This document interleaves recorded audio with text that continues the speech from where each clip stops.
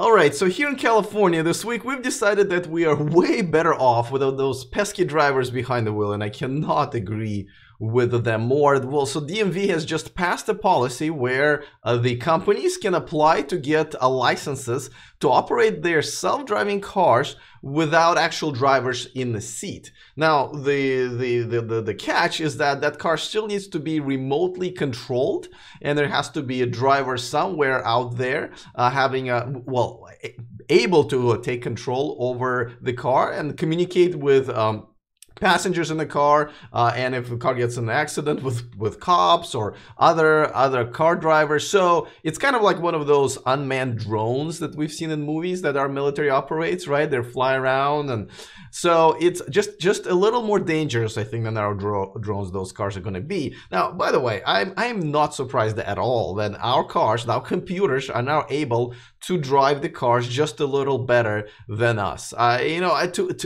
To me, driving a car is such a simple task.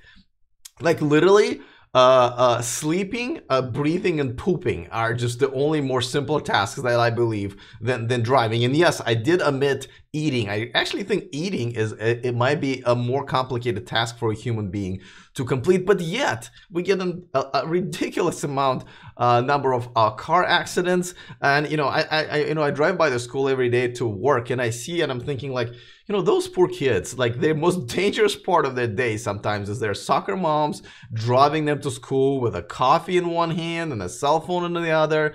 And we are so better off than getting a computer chip doing it for us. But nevertheless, it's happening. Most likely Waymo and its Alphabet company and Cruise. As you can see, this is a picture from the Cruise AV rendering. This is like a Chevy Bolt that's going to have really no wheel in the future. This is something GM released a couple of months ago to show us what the future looks like. Well, they're going to be kind of operating this kind of cars here in California, just maybe starting with April. I don't know if Tesla's going to catch up. They've been recently rated like dead last in self-driving technologies. They've logged almost no miles here in California in the last year as far as testing their self-driving technologies. Of course, they say that they do it with a shadow mode in their existing cars. All right, that's a whole different topic for a different time. But now here's the thing that I don't quite understand. Why? I mean, if you're gonna have a remote driver anyway, why have a remote driver? Like, it's not like we're flying, these cars are not gonna be driven to, like those drones in Afghanistan or Iraq. These cars are gonna be driven in Mountain View, California. Why not just keep the damn driver behind the wheel? You're getting a salary anyway. As a matter of fact, if anything happens, probably a set of eyes and be better in the car. When something happens, they will be like, oh, okay, well, this is what I saw that the computer didn't see. But if you're a remote driver, now you kind of become, as good as a computer, if that, because you just see the monitors and sensors. So I'm not really sure what is the point of all of that. And of course, these cars can be hacked. I'm assuming if they're made by humans, they can be hacked by humans. And I don't quite understand so you guys go ahead and explain it to me in the chat room, in the comment section. What is the advantage to having a remote driver to having a driver in there? I say the advantage is in actually having a human being there, just kind of monitoring things. And of course, that prevents a whole thing of being hacked. All right, so that's where I'm at. But nevertheless, it's exciting. Here in California, we're catching up. So we'll see what happens with that. And by the way, quick reminder, guys, Avanex is our sponsor, the sponsor of the channel and this video, the aftermarket accessories for Tesla, including Model 3, by the way. And if you are looking to save a few bucks while shopping there, grab a discount code that they gave us for this community in the description of this video. All right, next story is extremely important. I've already done the story when they kind of announced and teased with this car. Now, Hyundai Kona Electric, they kind of now announced the specs. They're going to be moving forward with this. By the end of the year, they're going to be in production. They're going to be selling it in Europe, and it's going to be coming to North America, I'm assuming early 2019. But guys, this is the car that I think it's going to change a lot of things. First of all, it's a compact SUV, right? Something that Tesla is nowhere near in producing with the Model Y. There's probably a couple years away, and these guys are going to be doing it right now. Of course, there is a Niro EV, Kia Niro EV. Kia is a sister company of Hyundai, and they are going to be in production this year as well. Now, so here's the spec for this car. The battery, there are going to be two ranges. The smaller battery is going to be about 40 kilowatt hour, and it's going to have a 186 mile range, and the bigger option is going to be a 64 kilowatt hour battery with almost 300 mile range, 292. Now this is some serious numbers. This is a serious competitor. Yes, they don't have a supercharging network, granted, though in Europe it is now growing, but it is a very reasonable, pretty damn good range for this car. It's going to start, they haven't announced the pricing, but people expected that it's going to start in low 30s, which is again very reasonable. Hyundai obviously has their federal tax credit and all of those incentives still intact, so we're talking under 30,000 in maybe mid or high, late 20s, if you will, high 20s. This is a damn good deal. I mean, and it looks good. It doesn't look like a compliance car. So I think this might just be a difference maker, and I would keep my eye on it. They are going to be moving forward with this year. I say this is a really good news and a real competitor. Varun in the chat room says Kona EV is being tested before India for 2019 release. And then Ben says a remote driver can drive multiple cars. That is correct.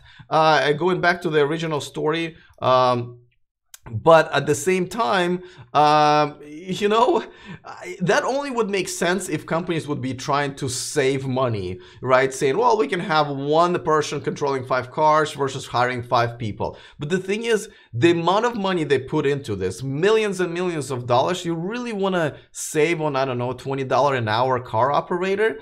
I just don't see the real savings there. And again, the experience of a driver or even a person in the passenger seat is so grand, I think. Having a human merely is a fallback to when the car experiences issue if it runs into unexpected scenarios, says physics, e.g. sudden riots on the road, large accidents, and so forth. Yeah, I know, but this is only the reason I think to have a human being there. Again, I think human being is more aware and understandable of a new situation. If we want to teach the computers of this, very odd situations, no better way to teach that computer is to have a human being to learn it first. That's my take on it. So, all right, guys, by the way, if you're enjoying this video and this channel, please hit the thumbs up. That helps this video do well when it's reposted, and usually 95% of you will watch these videos in a replay. Let's see. Cook says something is wrong with the size of the battery pack and the range of the crossover SUV EPA rating, or yeah, it's more of an EPA. It's more a realistic rating, actually. It's the newer rating that kind of replaces any DC rating. I forget the name of it right now, but it's a pretty realistic rating. I had to look it up too, actually. Let's see. Robert Smith says, have one person driving several cars to save money sounds great until the lawsuits pile up like the cars do. But there's just no, it's just such a tiny amount of money that I just don't understand why. Derek says there is a bit of a reverb coming through. How about now? Sorry about that. Maybe my speaker was up. Let me know.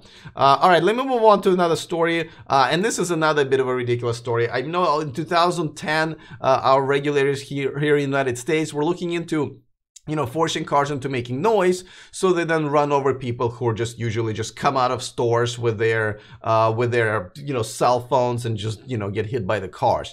And it looks like they're now finally finalized that regulation. So by the end of the next year, by about September, 50% of hybrid and electric car fleets will have to be retrofitted. Yes, they will have to go back and install waterproof speakers in the existing fleet, and in a year after that it has to be 100%. That is a lot of money car manufacturers will have to spend. Everybody will have to go back and retrofit their cars. I don't like it just in terms of logistics, but I also don't like it. Why, right? Why do we have to make sure that the cars are making noises so people can be on their cell phones when they're walking around paying no attention? I am for personal responsibility.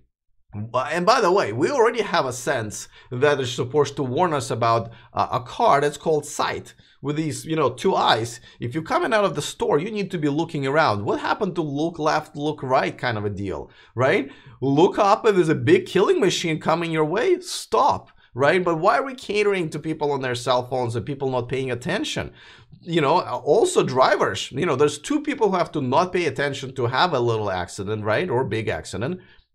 So come on, I think it's overkill. And then what are we going to do next? There will going to be some sort of another way to cater to people who have their, you know, earbuds in and cannot, you know, and they're on their phones, and so they can't see or hear. At some point, I think people have to start, you know, taking responsibilities of not harming themselves or putting themselves in a harm's way. So yeah, Broman says because people are stupid. Well, yeah, I know, but we okay. Granted, but we can't make laws to prevent people from doing stupid things everywhere at all times, okay? Physics says this is a stupid idea to make cars with noises. The more it's quiet, the more people would need to be aware. If you expected noise, then what happens when the car simply stalls and rolls? Yeah, I mean, listen, there's all kinds of different good reasoning, but obviously that's not what's being used here, and we are being forced into it. I think the beauty of electric cars is they're so smooth and quiet. By the way, I forgot to mention, the noise, well, the car will only need to make a noise up to 18.6 miles an hour. I don't know who picked that number, but 18.6. I think Nissan was trying to argue that it should be 12, but nevertheless, it's just low speeds. Yeah, what about cyclists, Eco Kids? He says, you're right, Alex. I see cyclists all the time with headphones. That's stupid. All right.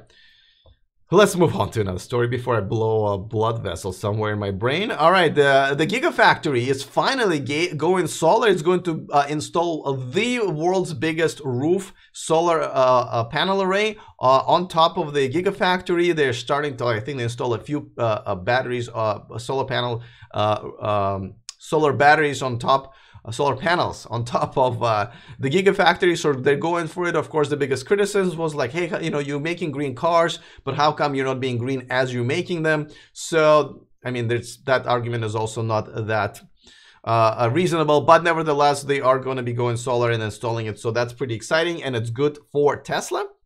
Let's move on to comment of the day, because I have two, guys. I have two comments of the day today. And if I just find them, that would be great. All right, here it is. Comment of the day. The first one comes from Fight For Me. He says, a little extra free supercharging every year. This is answering my question of the day in the last video. What would you like as that one something special gift from Elon Musk if you were the one to pick? And a lot of you guys said either a free upgrade to the self-driving, which I think is not going to happen. That's a little rich. But a lot of you said free supercharging. Now, I don't think free supercharging for life is reasonable, but this guy probably has the best idea, is that, you know, maybe get like the first 3 supercharger stops for free, or once a month you get to supercharge, you know, so something like that, something where you get a little bit of it, but not everything, but it is an actual thank you from Elon. And I bet it actually will cost less than the little toy model that they're giving away. And of course, it should only be for the life of the ownership of that one person who stood in line on the first day and got the car. So kudos to you guys, everybody. And I mean, we kind of had a little focus group I wish Tesla had before coming up with this, right? All right, so the second comment of the day comes from Roland Allens, who says, please no more hand dryer comments. I know we had a lot of Dyson hand dryer conversations, but yeah, let's not have hand dryer comments. Yeah, because we wouldn't want to restart that conversation. Anyway, I'm done with it for now, at least, until I walk into the bathroom next time and videotape it and post it for you guys, and then we're going to have it again. Anyway, all right. Mario in the chat room says it should be the other way around. It's gas cars should put silencers on it. Actually, not a bad idea, I would say. EcoKid says once per month supercharging is a great idea, and you could add them up if you don't use it in a month. Okay, yeah, I'm just saying that, you know, cost will probably cost them less. Something special for real for those drivers and everybody. Okay, Cook is now continuing the conversation. Dyson should stop making hand dryers. Yes. I agree. Or just make them better. That's either way. I'm okay with that. Anyway, guys, so yeah, a lot of interesting news that just gave me definitely pumped my blood pressure up a little bit. Just absolutely hate that new law for the making noise thing, and it is happening by the end of the next year for half of the cars, and 2020 for all of the cars. And of course, I'm not that crazy about this DMV thing, but I mean, who cares? I mean, let them test their cars, the self-driving cars. Waymo and GM, I'm sure, will do a good job and move all of us forward. All right, guys. Let's meet tomorrow again here at 11 a.m. Pacific time. We'll talk about more electric car news. Other than that, see you next time, and remember, stay charged.